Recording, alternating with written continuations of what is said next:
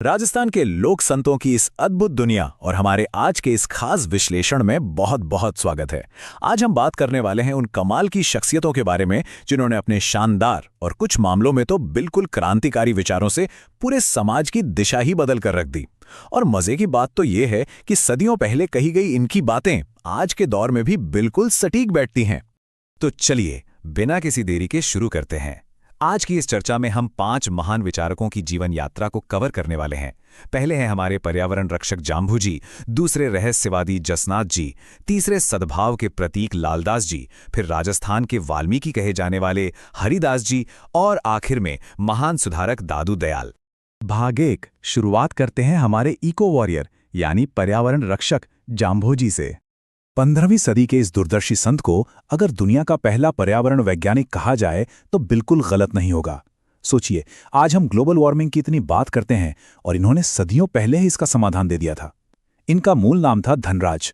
1451 में पीपासर में इनका जन्म हुआ, लेकिन 1483 आते आते इनकी जिंदगी में एक बड़ा टर्निंग पॉइंट आया। माता पिता के निधन के बाद इन्होंने अपना घर बार छोड़ दिया और समराथल में घोर तपस्या शुरू कर दी। इसी तपस्या से मिले ज्ञान से 1485 में बिश्नोई संप्रदाय की नींव पड़ी और फिर 1536 में लालासर में इन्होंने अपनी देह त्याग दी। अब ये बिश्नोई नाम आया कहां से? दरअसल इसका गणित बहुत ही सीधा और तार्किक है। 20 और 9 यानी कुल 29। इस संप्रदाय की नींव ही इन 29 बेहद कड़े नियमों पर रखी गई है। और इन नियमों का सबसे बड़ा फोकस पता है क्या है? पर्यावरण और वाइल्ड लाइफ कंजर्वेशन। मतलब प्रकृति से इनका लगाव इस लेवल का है कि ये लोग भेड़ बकरियां तक नहीं पालते। क्यों? ताकि वो मासूम और नए अंकुरित पौधों या कोंपलों को चर न जाएं। है ना एकदम कमाल की सोच। इनके दर्शन को समझने के लिए 2 शब्द बहुत अहम हैं, शांति और गोवलवास। शांति दरअसल वे बेहद पवित्र जगह हैं जहां बैठकर जाम्बू जी पर्यावरण और आध्यात्म का ज्ञान दिया करते थे। और गोवलवास, इसका मतलब है कि ये जो पूरी दुनिया है ये सिर्फ एक टेम्परेरी रूम की तरह है, हमारा एक अस्थायी निवास। कहने का मतलब ये है कि जब हमें यहां हमेशा रहना ही नहीं है तो फिर प्रकृति को बर्बाद क्यों करना, उसकी रक्षा करनी चाहिए। अब यहां पर एक बहुत ही दिलचस्प बात सामने आती है। जाम्बू जी के विचारों का जादू सिर्फ आम लोगों पर ही नहीं चला, बल्कि उस दौर के सबसे पावरफुल राजाओं तक भी पहुंचा। उनके विचारों में इतनी ताकत थी कि खुद दिल्ली के सुल्तान सिकंदर लोदी ने प्रभावित होकर अपने राज्य में गौ हत्या पर पूरी तरह से बैन लगा दिया था। उनका ये अनमोल ज्ञान आज भी जम संहिता, जम सागर और विश्नोई धर्म प्रकाश जैसे ग्रंथों में बिल्कुल सुरक्षित है। उन्होंने एक बहुत ही सिंपल लेकिन असरदार मूल मंत्र दिया था, विष्णु विष्णु तू भन रे प्राणी। और इनके अनुयायियों का कमिटमेंट तो देखिए। उनका साफ मानना है कि अगर एक हरे भरे पेड़ को बचाने के लिए अपना सिर भी कटवाना पड़े ना, तो ये एक बहुत ही सस्ता सौदा है। पेड़ों के लिए अपनी जान तक हंसते हंसते दांव पर लगा देना, ऐसा समर्पण पूरे इतिहास में शायद ही कहीं और देखने को मिले। भाग 2। और अब चलते हैं हमारे अगले पड़ाव की तरफ, रहस्यवादी संत जसनाथ जी। जाम्बू जी के ही दौर के एक और अद्भुत संत थे जसनाथ जी। इनका जीवन काल बहुत ही छोटा था, लेकिन इनका इम्पैक्ट सच में बहुत गहरा था। 1482 में कतरियासर में जन्म हुआ। इसके बाद गोरखमालिया में पूरे 12 साल तक घोर तपस्या की। 1500 ईस्वी में इनकी ऐतिहासिक मुलाकात जाम्बू जी से हुई थी। इनके चमत्कारों का जलवा ऐसा था कि सुल्तान सिकंदर लोदी ने इन्हें पूरे 500 बीघा जमीन तोहफे में दे दी थी। और सबसे ज्यादा हैरान करने वाली बात, 1506 में जब ये सिर्फ 24 साल के थे तब इन्होंने जीवित समाधि ले ली थी, सिर्फ 24 साल की उम्र में। और ये चीज हमें बहुत ही बढ़िया तरीके से दिखाती है कि उस दौर में समाज को दिशा देने के लिए कैसे अलग अलग नियम बनाए जा रहे थे। याद रखने के लिए एक छोटी सी ट्रिक है। अभी हमने देखा कि जाम्बू जी के बिश्नोई संप्रदाय में 29 नियमों का सख्ती से पालन होता है। वहीं अगर हम जसनाथ जी के जसनाती संप्रदाय की बात करें तो यहां पूरे 36 नियमों का पालन किया जाता है। जसनाथी संप्रदाय का नाम आते ही दिमाग में एक बहुत ही रोंगटे खड़े कर देने वाली तस्वीर उभरती है, अग्नि नृत्य यानी फायर डांस। इसके पीछे इनके बचपन का एक बड़ा ही जादुई किस्सा है। कहते हैं कि एक बार बचपन में खेलते खेलते जसनाथ जी धड़कते हुए अंगारों पर चले गए थे, लेकिन आग की लपटें उनका बाल भी बांका नहीं कर पाई। बस उसी चमत्कार से इंस्पायर होकर आज भी इनके भक्त एकदम जोश में आकर फतेह फतेह का जयघोष करते हुए उन जलते हुए अंगारों पर यह खतरनाक और अद्भुत नृत्य करते हैं। इस संप्रदाय को कुछ खास चीजों से भी पहचाना जाता है, जैसे कि जाल का पेड़ और मोरपंख। इन्हें यहां बहुत ही पवित्र दर्जा दिया गया है।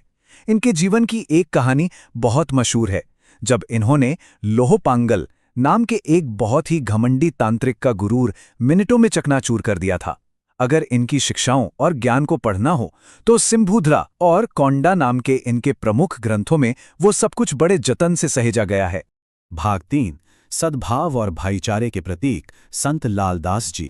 बीकानेर के रेतीले धोरों से निकलकर अब हम आ गए हैं अलवर के मेवात इलाके में। यहाँ बात होगी संत लालदास जी की, जिनका जीवन बहुत ही लंबा और एकदम ठहराव वाला रहा। 1504 में धौलीदूप गांव में इनका जन्म हुआ।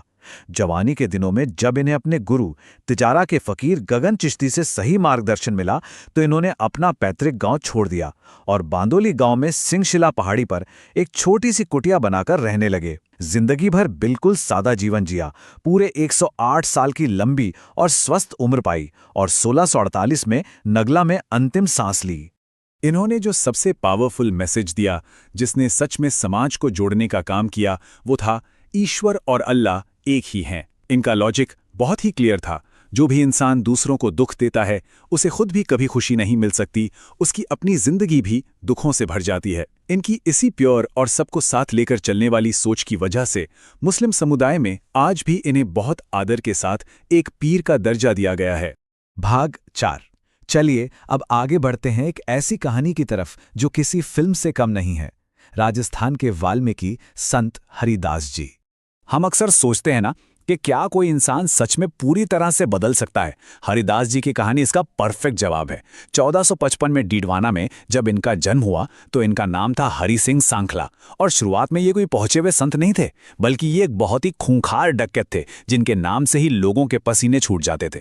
लेकिन 1513 में कुछ ऐसा हुआ जिसने इनकी आत्मा को झकझोर कर रख दिया। इन्हें सच्चा आध्यात्मिक ज्ञान मिला और इनका पूरा जीवन पलट गया। 1543 में जब इन्होंने दुनिया छोड़ी तब तक वो एक डाकू से एक महान संत बन चुके थे। इसी गजब के ट्रांसफॉर्मेशन की वजह से इन्हें राजस्थान का वाल्मीकि कहा जाता है। ज्ञान मिलने के बाद हरिदास जी ने निरंजनी संप्रदाय की शुरुआत की। इनका पूरा फोकस निर्गुण भक्ति पर था, यानी ईश्वर का कोई रंग, रूप या आकार नहीं है, वो निराकार है। हम अक्सर संतों को अलख निरंजन बोलते हुए सुनते हैं ना, वो दरअसल इसी निरंजनी संप्रदाय का सबसे खास मंत्र और उपासना का तरीका है। इनके ये गहरे विचार आज भी मंत्र राज प्रकाश और हरि पुरुष की वाणी जैसे बेहतरीन ग्रंथों में महफूज हैं। भाग 5 महान सुधारक दादू दयाल। हमारे आज के इस विश्लेषण के आखिरी पड़ाव में बात करते हैं दादू दयाल जी की। इन्हें इनके बेबाक और निडर विचारों के लिए राजस्थान का कबीर भी कहा जाता है। इनकी कहानी भी बहुत दिलचस्प है।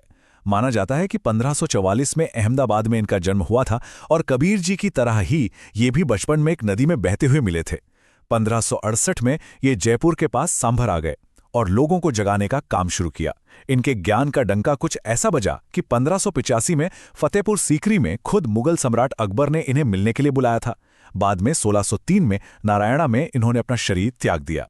दादू दयाल जी इतने पॉपुलर क्यों हुए? इसका सबसे बड़ा सीक्रेट था उनके बात करने का तरीका। उन्होंने कभी भारी भरकम संस्कृत या किताबी भाषा का इस्तेमाल नहीं किया। इसके बजाय उन्होंने अपनी सारी बातें सधुक्कड़ी में कहीं, जो उस वक्त की लोकल ढूंढाड़ी बोली का ही एक बहुत ही आसान रूप था। इसका फायदा यह हुआ कि जब उन्होंने जातिवाद या मूर्ति पूजा के खिलाफ लॉजिकल बातें की तो वो सीधे आम इंसान के दिल और दिमाग में उतर गईं। दादू जी के शिष्यों की संख्या बहुत बड़ी थी। इनके कुल 152 प्रमुख शिष्य थे, जिनमें से 52 को दादू पंथ के 52 स्तंभ यानी पिलर्स माना जाता है। इनमें सुंदरदास जी शामिल हैं, जिन्हें राजस्थान का शंकराचार्य कहते हैं, और गरीबदास जी और मिस्कीन दास जैसे बड़े नाम भी हैं। लेकिन सबसे कमाल का किस्सा है रज्जब जी का। पता है, रज्जब जी अपनी शादी के दिन घोड़ी पर बैठे थे, एकदम सजे धजे दूल्हे के लिबास में। तभी उन्होंने दादू जी के उपदेश सुन लिए। वो इतने इंस्पायर हुए कि उन्होंने शादी का इरादा ही छोड़ दिया और पूरी जिंदगी उसी दूल्हे के कपड़ों में रहकर ज्ञान बांटते रहे। है ना एकदम हैरान करने वाली बात। यहां पर एक सबसे जरूरी और अलग बात निकल कर आती है। दादू पंथ के लोगों का अंतिम संस्कार करने का तरीका भी एकदम हटकर और प्रकृति के बहुत करीब है। इस संप्रदाय में मृत्यु के बाद शव को ना तो जलाया जाता है और ना ही दफनाया जाता है। इसके बजाय बहराना की पहाड़ियों में, जिसे दादू खोल कहते हैं, वहां शरीर को ऐसे ही खुले में प्रकृति के बीच छोड़ दिया जाता है ताकि वो जंगली जानवरों और पक्षियों के काम आ सकें, उनका भोजन बन सके। मतलब जीवन के अंत में भी अपना सब कुछ वापस इस नेचर को ही लौटा देना। ये सच में बहुत ही डीप सोच है। तो ये पूरी चर्चा खत्म होते होते हमें एक बहुत ही बड़े सवाल के साथ छोड़ जाती है। आज जब हम इस मॉडर्न दुनिया में बैठे हैं, जहां क्लाइमेट चेंज और आपस के झगड़े इतने बढ़ गए हैं, तो सोचिए, हमें आज इन पुरानी फिलॉसफीज में से सबसे ज्यादा किसकी जरूरत है?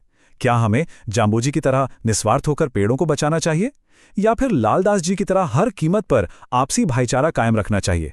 ये कोई पुरानी कहानियां नहीं है, बल्कि आज की बड़ी बड़ी प्रॉब्लम्स के बहुत ही प्रैक्टिकल सॉल्यूशंस हो सकते हैं। इस पूरी चर्चा में साथ बने रहने के लिए बहुत बहुत शुक्रिया। उम्मीद है राजस्थान के इन शानदार विचारकों की कहानियों से कुछ नया सोचने की प्रेरणा जरूर मिली होगी।